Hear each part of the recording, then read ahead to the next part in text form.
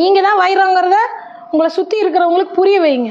அப்போ என்ன பண்ணணும், உங்களை நீங்களே பட்டை தீட்டிக்கணும். உங்களை நீங்களே பட்டை தீட்டி நான் வைரண்டான்னு மின்னணும். நீங்கள் மின்னுனா தான் இந்த உலகத்துக்கு தெரியும் நீங்கள் வைரம்னு. அது வரைக்கும் உங்களை கண்ணாடி துண்டாக தான் நினைக்கும். சரியா? இங்கே உங்களை பட்டை தீட்டுற வேலையும் உங்கள் கையில் தான். இன்னொருத்த வந்து பட்டை தீட்ட மாட்டான்.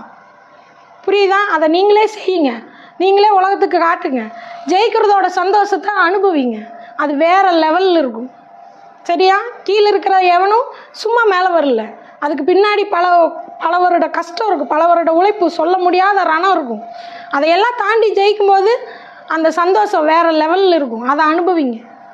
ஈஸியாக ஜெயிச்சா அதோட அனுபவம் சந்தோஷம் அது வெற்றியாகவே தெரியாது. கஷ்டப்பட்டு கிடைக்கிறது, ஒரு பொருள் ஈஸியாக கிடைச்சா அது நம்ம வீட்டில் எப்படி கிடக்கும்? எரிஞ்சு கிடக்கும். உனக்கு கஷ்டப்பட்டு பல வருஷம் காத்திருந்து வாங்கும்போது அது எங்கே இருக்கும்? பீரோக்குள்ளே லாக்கரில் டெய்லி போய் எடுத்து பத்திரமா பார்த்து. கஷ்டப்பட்டு கிடைக்கிற வெற்றிக்கு தான் இங்கே மரியாதை.